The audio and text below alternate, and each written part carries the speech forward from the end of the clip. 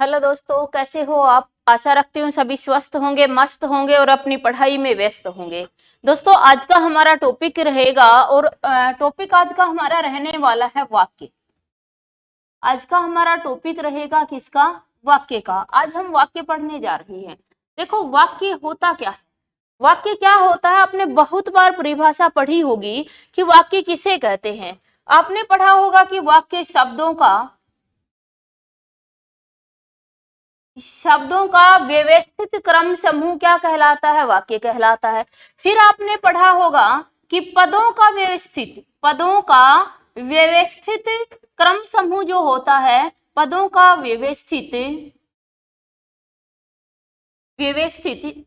जो व्यवस्थित क्रम समूह होता है उसको हम क्या कहते हैं? पदों का व्यवस्थित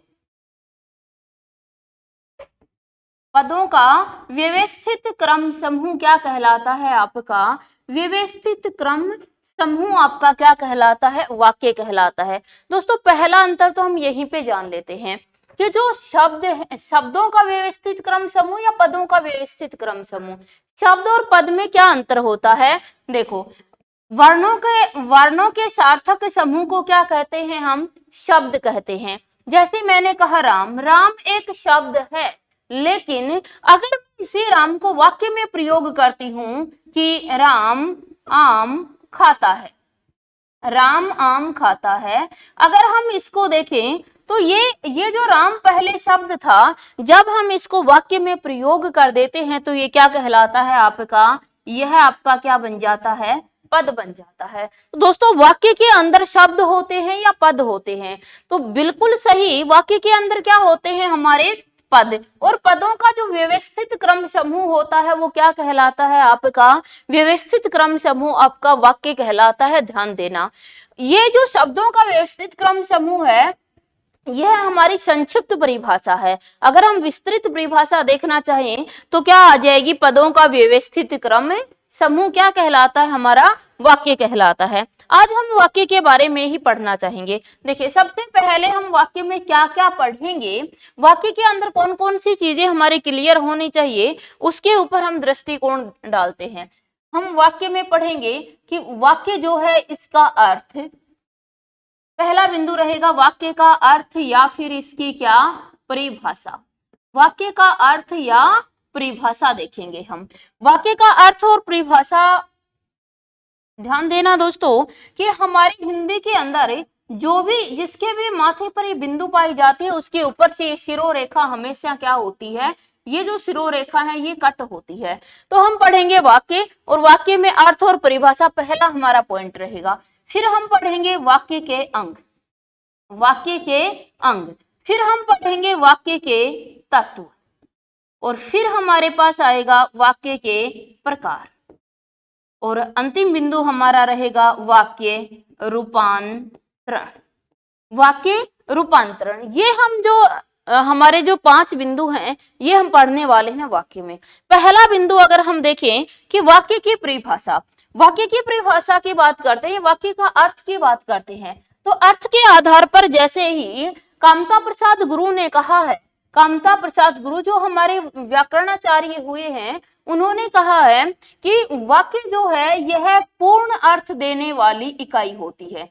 वाक्य क्या होता है? पूर्ण अर्थ देने वाली इकाई।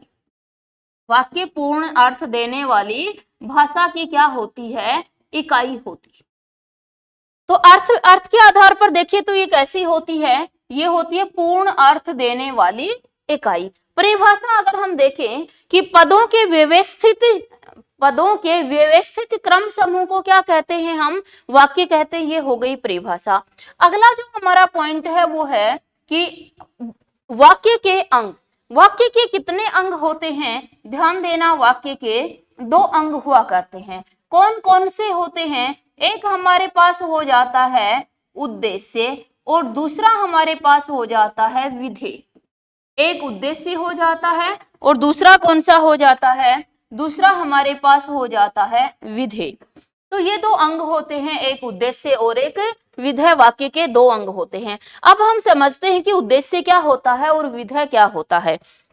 एक वाक्य के माध्यम से समझेंगे। देखो मैंने एक वाक्य लिखा और वह वाक्य आपके समक्ष लिखा कि राम का भाई श्याम, राम का भाई, राम का भाई श्याम, राम का भाई श्याम, है ना। आगे हम देखें कि राम का भाई श्याम बहुत सुबह से बहुत तेज दौड़ रहा है।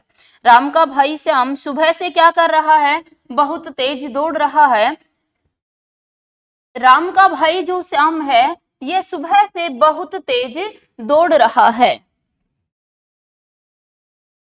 राम का भाई श्याम सुबह से बहुत तेज दौड़ रहा है।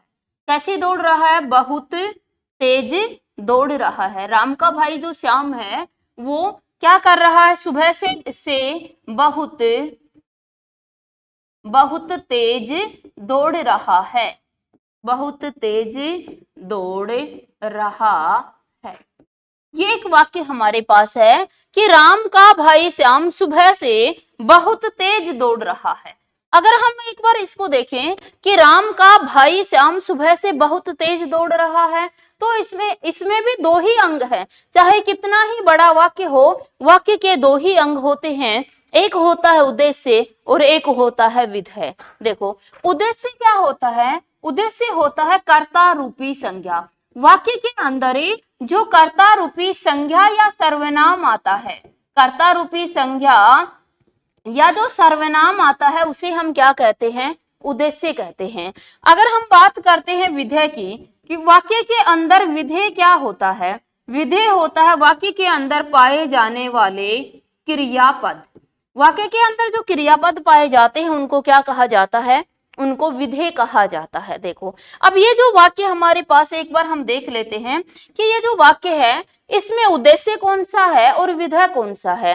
तो देखो राम का भाई श्याम, ध्यान से देखना, संज्ञा तो यहाँ पर राम भी है और संज्ञा यहाँ पर क्या है, श्याम भी है, लेकिन हमें उद्देश्य के रूप में क्या देखना है, कर्ता रूपी संज्ञा। जो कर्ता रूपी संज्ञा या सर्वनाम है वो क्या कहलाता है, वाक्य का उद्देश्य कहलाता है। अब यहाँ दौड़ने का कार्य कौन कर रहा है, यह श्याम कर रहा है, तो श्याम क्या हो जाएगा, यहाँ पर श्याम इस वाक्य का क्या हो जाएगा, उद्देश्य हो जाएगा। क्लियर।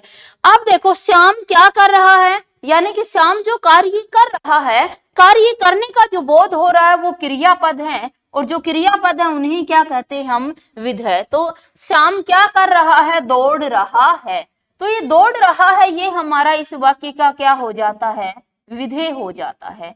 दौड़ रहा है, ध्यान देना, दौड़ यहाँ पर क्या है, दौड़ यहाँ पर पूरक क्रिया है, रहा यहाँ पर मुख्य क्रिया है, और है यहाँ पर सहायक क्रिया है। वो हम पढ़ेंगे जब वाक्य का पदक्रम देखेंगे उस समय हम देखेंगे। लेकिन यहाँ जो विधेय है, जो क्रिया है तो तीनों क्रिया ही, चाहे सहायक क्रिया हो, चाहे मुख्य क्रिया हो, चाहे आपकी ये कहें कि पूरक क्रिया हो, है तो क्रिया। जो क्रियापद है उनको हम क्या कहते हैं, उनको हम विधेय कहते हैं। यानी इस वाक्य का जो उद्देश्य है वो क्या है, श्याम, और इस वाक्य का विधेय है वो क्या है, दौड़ रहा है, इस वाक्य का क्या विधेय है। अब देखो ये जो वाक्य में अन्य जो पद बच गए हैं इनको क्या कहते हैं, आपके मस्तिष्क में भी आया होगा, इनको क्या कहते हैं। उद्देश्य भी हमारे पास श्याम आ गया, विधेय भी क्या आ गया, दौड़ रहा आ गया। बाकी जो बचा वो क्या है दोस्तों, इस कर्ता रूपी संज्ञा, इस उद्देश्य के बारे में जो भी कुछ कहा जाता है, इस उद्देश्य के बारे में जो भी कुछ कहा जाता है उसे हम क्या कहते हैं, उसे हम कहते हैं उद्देश्य का विस्तार। वो क्या कहलाता है दोस्तों, उद्देश्य का विस्तार कहलाता है। और विधेय के बारे में जो भी कुछ कहा जाता है, विधेय के बारे में जो भी कुछ कहा जाता है, जो बताया जाता है, जो जानकारी दी जाती है, वह क्या कहलाता है, वह कहलाता है विधेय का विस्तार। उसको क्या कहते हैं हम, विधेय का विस्तार कहते हैं। तो ये वाक्य के दो अंग हो गए, एक उद्देश्य और दूसरा कौन सा, विधेय। विधेय के बारे में जो जानकारी दी जाए वो विधेय का विस्तार कहलाएगा, और जो उद्देश्य के बारे में जानकारी दी जाए, उद्देश्य का जो परिचय दिया जाए, वो परिचयात्मक जो पद होंगे वो क्या कहलाएंगे, उद्देश्य का विस्तार। तो ये दो अंग हमारे पास होते हैं वाक्य के अंदर, उद्देश्य और विस्तार, उद्देश्य और विधेय। आराम से निकाल सकते हैं आप। कोई भी जो वाक्य, जरूरी नहीं है कि हर वाक्य में उद्देश्य का विस्तार हो, हर वाक्य में विधेय का विस्तार हो, दोनों ही न हो। ये भी हो सकता है कि किसी वाक्य के अंदर उद्देश्य का विस्तार तो है लेकिन विधेय का विस्तार नहीं है।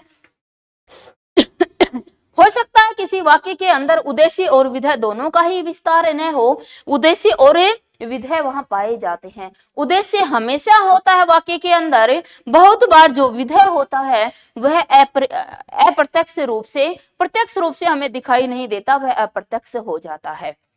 लेकिन विधेय उद्देश्य वहां पर अवश्य होता है, चाहे वह क्रिया शब्द ही हो। जो कर्ता का कार्य करने लग जाएंगे तो वो क्या कहलाएंगे, आपका कर्ता के जैसा व्यवहार करेंगे तो वो क्या कहलाएंगे, उद्देश्य ही कहलाएंगे। यानी उद्देश्य कर्ता रूपी क्या होती है, संज्ञा या सर्वनाम या कर्ता रूपी जो पद होता है उसको हम क्या कहते हैं, उद्देश्य कहते हैं। और क्रिया रूपी जो पद, यानी जो पद क्रिया का व्यवहार करते हैं उनको हम क्या कहते हैं, विधेय कहते हैं। ये सभी को समझ आया? अगर एक समझ आया तो जरूर एक बार लाइक कर दीजिएगा, फिर हम आगे बढ़ते हैं। ये थे हमारे वाक्य के अंग। वाक्य के दो अंग होते हैं, सभी को क्लियर हुआ। आगे अगर हम बढ़े, देखो आगे बढ़ते हैं तो उसके बाद हमारे पास आते हैं वाक्य के तत्व। क्या आ जाते हैं, वाक्य के तत्व। यहां से बार बार क्वेश्चन हमसे अनेक परीक्षाओं में पूछा जाता है, वाक्य के तत्व कितने होते हैं। तो याद रखना दोस्तों, वाक्य के कितने तत्व होते हैं, वाक्य के 6 तत्व होते हैं। कोई भी जो वाक्य होता है उसमें अंग तो 2 होते हैं लेकिन उसके तत्व कितने होते हैं, 6 तत्व होते हैं। जैसे सबसे पहले हमें दिया गया क्या, पदक्रम। पदक्रम की बात हम देख लेते हैं कि हिंदी जो हमारी है, हिंदी जो भाषा है, यह भाषा हमारी किस प्रकार की भाषा है। हिंदी हमारी जो भाषा होती है वो वियोगात्मक और विश्लेषणात्मक भाषा है और इसमें एक पदक्रम, एक निश्चित पदक्रम पाया जाता है। देखिए हम पदक्रम के अंदर सबसे पहले हमारे पास क्या आ जाता है, कर्ता आता है। कर्ता के बाद में कर्म। कर्म भी 2 हो सकते हैं वाक्य के अंदर। एक तो होता है हमारे पास कौन सा, गौण कर, गौण क्रम कर्म। दूसरा जो हमारे पास होता है वो क्या होता है, वो होता है मुख्य कर्म। मुख्य कर्म हो जाता है। मुख्य कर्म के बाद हमारे पास क्या आती है, कर्म के बाद आती है क्रिया। क्रिया 3 वाक्य के अंदर क्रिया जो पद होते हैं वो 3 हो सकते हैं, 1 हो सकता है, 2 भी हो सकते हैं। तो हम देखें कि अगर उपस्थित हो तो कर्म के बाद हमारी जो क्रिया आ जाती है वो कौन सी आती है, पूरक क्रिया आ जाती है। कर्म के बाद क्या आ जाता है, पूरक क्रिया। पूरक क्रिया के बाद क्या आ जाता है, हमारी मुख्य क्रिया।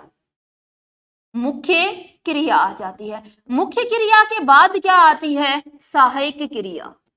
क्या आ जाती है, सहायक क्रिया आ जाती है। ये होता है हमारा पदक्रम। कोई भी जो वाक्य होता है, हिंदी का वाक्य होता है, ये उसका पदक्रम पाया जाता है। जैसे एक एग्जांपल से हम इसको समझ लेते हैं। अगर ये पदक्रम आपका सही है तो वाक्य आपका सार्थक होगा, सार्थकता का गुण उसके अंदर होगा। अगर क्रम ही सही नहीं है, पदक्रम ही सही नहीं है तो सार्थकता उसमें नहीं पाई जाएगी। तो पहला गुण होता है पदक्रम का कि जो पदक्रम है वो सही हो। जैसे मैं कोई भी एक उदाहरण ले लेती हूं कि अध्यापक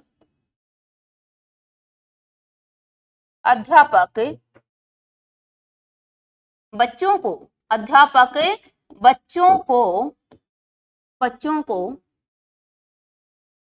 पाठ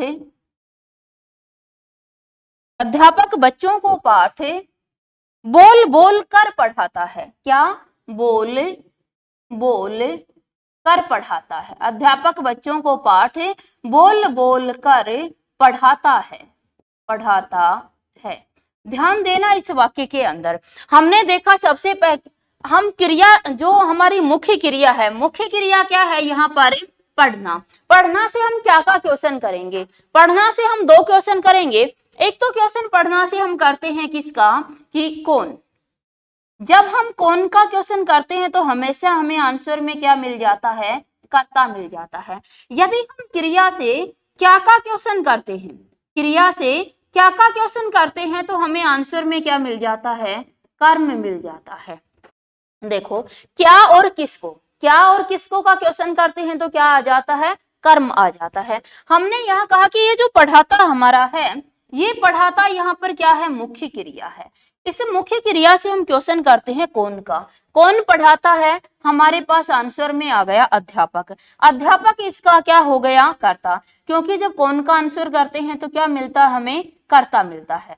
ठीक है, उसके बाद देखो किसको पढ़ाता है, किसको पढ़ाता है तो हमारे पास आंसर आ गया बच्चों को। तो ये जो बच्चे यहाँ पर हैं, ये बच्चे क्या हो गए, हमारे कर्म हो गए।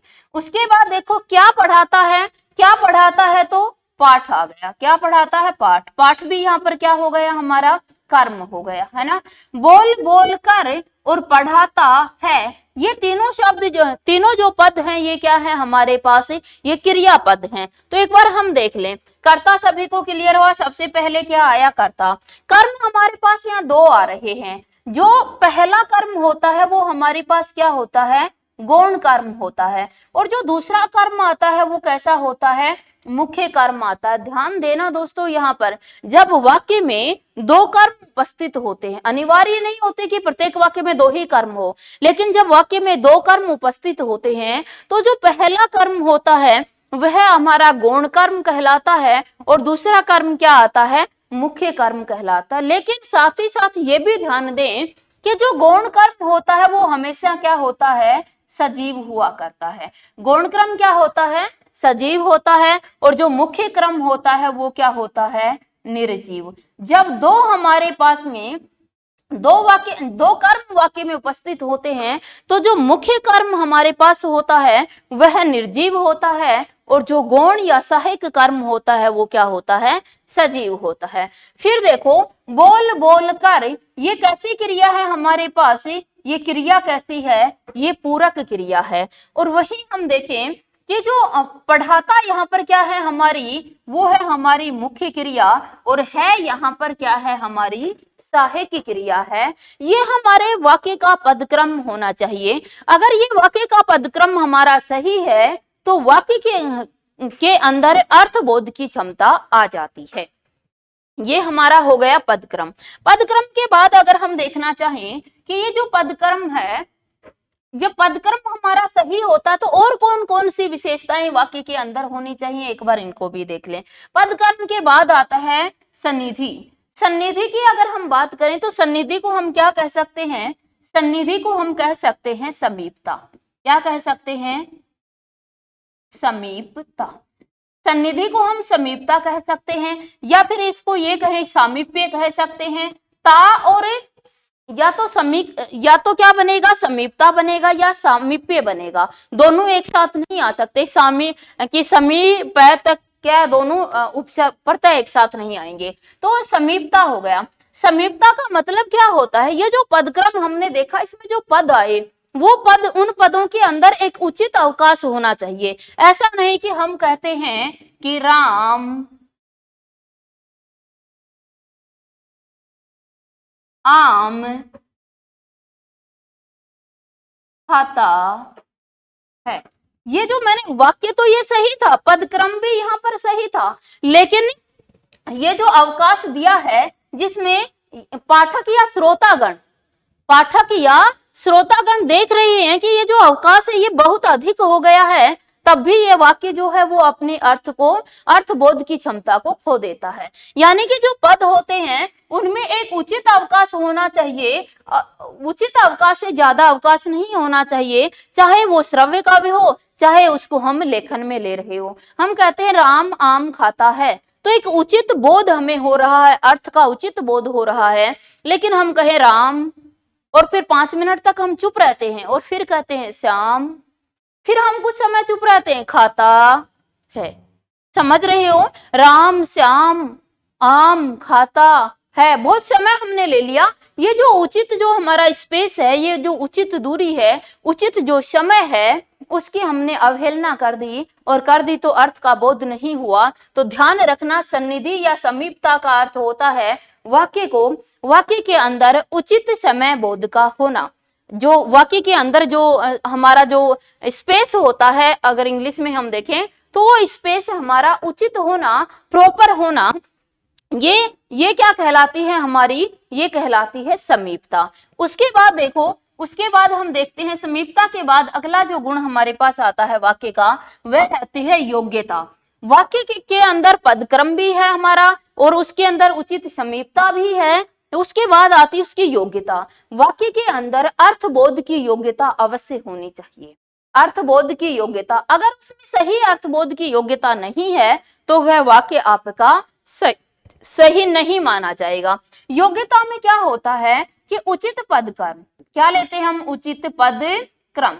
उचित पद क्रम के साथ साथ क्या होनी चाहिए, व्याकरणिक,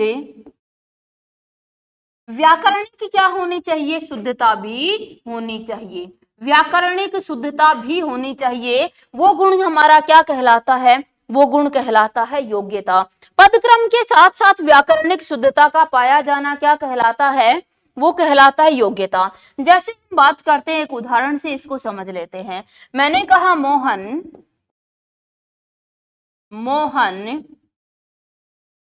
चाय पीता है, मोहन चाय पीता है, बिल्कुल सही है, पदक्रम भी सही है, यहाँ पर लिंग वचन भी बिल्कुल सही है ना। और इसी वाक्य को अगर मैं ये बना दूं कि मोहन चाय खाता है, मोहन चाय खाता है, देखो पदक्रम तो यहाँ पर भी सही है हमारा, लेकिन जो मोहन है वो चाय और खाता, यहाँ पर क्या आ रहा था, मोहन चाय पीता आ रहा था।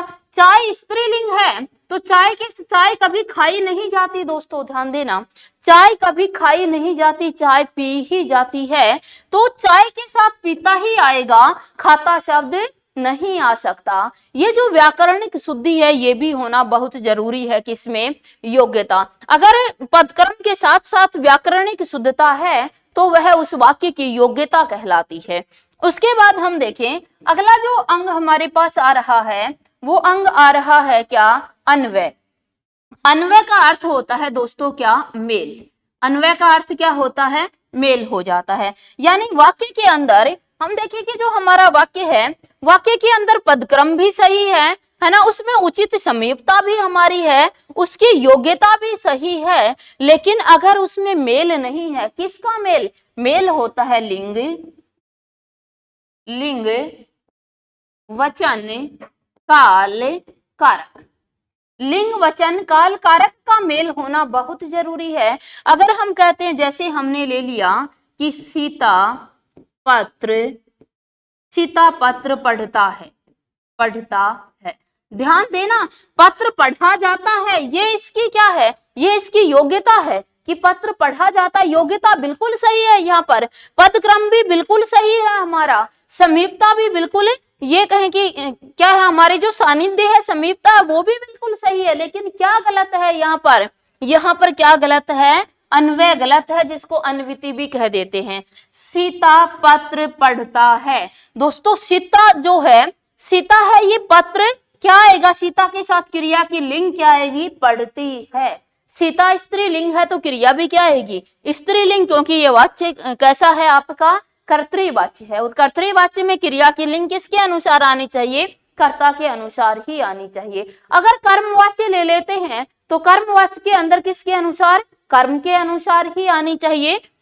तो ये जो क्षमता इसके अंदर है कि सीता पत्र पढ़ती है, ये लिंग वचन काल कारक की जो मेल है, यह वाक्य में अवश्य होना चाहिए। अगर यह मेल आपका बाधित हुआ है तो क्या बाधित हुआ है, अन्वय बाधित हुआ है, ये मेल बाधित हुआ है। वाक्य के अंदर कौन सा गुण नहीं है, अन्वय का गुण नहीं है, अगर ये आपका मेल बाधित हुआ है तो। उसके बाद हमारे पास आ जाता है और अगला जो तत्व आता है वो होता है सार्थकता। सार्थकता का अर्थ होता है सही अर्थ का बोध कराने वाले शब्द। हमने देखा वाक्य के अंदर पदक्रम भी बिल्कुल सही है, वाक्य में उचित समीपता भी है, वाक्य के अंदर हमारी योग्यता भी है, वाक्य में अन्वय भी, मेल भी है। लेकिन अगर वह निरर्थक शब्दों का प्रयोग कर दिया गया है तो उचित अर्थ का बोध हम नहीं कर सकते हैं, पाठक या श्रोता उचित अर्थ का बोध नहीं कर सकता। जैसे मैं सार्थकता में एक उदाहरण से आपको लेती हूं, हम उदाहरण ले लेते हैं। मैंने कहा राम चाय वाय पीता है, चाय वाय पीता, राम चाय वाय पीता है। राम क्या करता है? चाय वाय पीता है। राम चाय वाय पीता है। अब क्या निश्चित बोध आपको हुआ? निश्चित अर्थ का पता लगा आपको कि राम चाय पी रहा है, या चाय वाय का मतलब है कि कुछ भी पीने योग्य जो जो उसी समय पीने योग्य पेय पदार्थ हैं वो सभी चाय वाय में आ जाते हैं। तो क्या आप निश्चित अर्थ जान पाए कि राम क्या पी रहा है? नहीं जान पाए ना। यानी कि वाक्य के अंदर ये जो निरर्थक शब्द होते हैं उन निरर्थक शब्दों का प्रयोग उचित नहीं होता है। वाक्य में सार्थक शब्दों का ही प्रयोग हो तभी हमें अर्थबोध, सही अर्थबोध हम कर सकते हैं, श्रोता या पाठक सही अर्थबोध कर सकता है।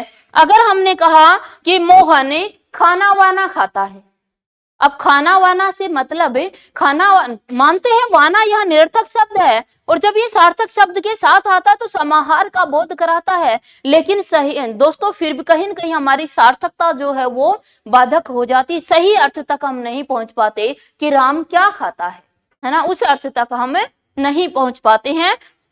तो वाक्य के अंदर ये जो निरर्थक शब्द होते हैं इनका प्रयोग अनुचित होता है, इनका प्रयोग नहीं होना चाहिए। अगर हो रहा है तो वाक्य की सार्थकता बाधित होती है। उसके बाद है आकांक्षा। आकांक्षा की बात करते हैं तो आकांक्षा का अर्थ होता है दोस्तों क्या? इच्छा। यानी वाक्य के अंदर जो श्रोता या पाठक होता है उसकी संपूर्ण इच्छा पूरी हो जानी चाहिए, जिस उस वाक्य को लेकर जो उसके मस्तिष्क में बनी है उस इच्छा की पूर्ति होनी चाहिए। अगर वह इच्छा नहीं, वाक्य के अर्थ से वह इच्छित अर्थ का बोध वह नहीं कर पा रहा है तो फिर उसकी क्या बाधित हुई है? आकांक्षा बाधित हुई है। जैसे हम लेते हैं, उदाहरण लेते हैं, राम ने कहा, राम ने कहा, और यहीं पर हम पूर्ण विराम लगा देते हैं। तो जो पाठक है या फिर जो श्रोता है उसके मस्तिष्क में एक आकांक्षा, एक इच्छा शेष रह जाती है कि राम ने क्या कहा होगा, राम ने क्या कहा होगा, ये एक इच्छा शेष रह जाती है। और वह इच्छा शेष रह गई तब भी जो वाक्य है यह वाक्य आपका पूर्ण अर्थ का बोध नहीं करवा पाता है। तो ध्यान देना, राम ने कहा कि, वाक्य हम पूरा करेंगे, राम ने कहा कि सदकर्म है ना, सदकर्म करो, सदकर्म करो, ये कहा राम ने। तो अब यहाँ इच्छा पूरी हो गई है, यहाँ पाठक या श्रोता की कोई इच्छा शेष नहीं रह गई, तो ये हमारी आकांक्षा को पूरा करने वाला वाक्य कहलाया। ये थे हमारे वाक्य के क्या तत्व। वाक्य के तत्व में पदक्रम, पदक्रम में आप देखते हो कि अगर हम सीधा सिंपल रूप से देखें, साधारण रूप से देखें तो सबसे पहले कर्ता, कर्ता के बाद कर्म, कर्म के बाद क्या आ जाती है? क्रिया आ जाती है। उसके बाद है सन्निधि या समीपता। समीपता में जो कर्ता, कर्म और क्रिया है उसमें एक उचित, ये कहें कि अवकाश होना चाहिए, बहुत अधिक अवकाश नहीं होना चाहिए। उसके बाद आई हमारे पास क्या? योग्यता। योग्यता होती है कि पद कर्म के साथ साथ वाक्य के अंदर व्याकरणिक शुद्धता भी होनी चाहिए। उसके बाद अन्वय, अन्वय या अन्विति। अन्वय का अर्थ होता है मेल, यानी वाक्य की क्रिया कर्म और जो कर्ता होता है उनके अंदर लिंग, वचन, काल, कारक का मेल होना बहुत आवश्यक होता है। उसके बाद में आती है सार्थकता। सार्थकता में हम निरर्थक शब्दों का प्रयोग नहीं करें। अगर निरर्थक शब्दों का प्रयोग करते हैं तो वाक्य की सार्थकता बाधित हो जाती है। उसके बाद आती है आकांक्षा। आकांक्षा मतलब इच्छा, यानी जो वाक्य होता है उस वाक्य का आरंभ होते ही जो पाठक और श्रोता के अंदर जो उस वाक्य के अर्थ को सुनने के लिए जो इच्छा जागृत होती है उस इच्छा की पूर्ति करने वाला वह वाक्य होना चाहिए। तो ये हमारे थे वाक्य के अंग।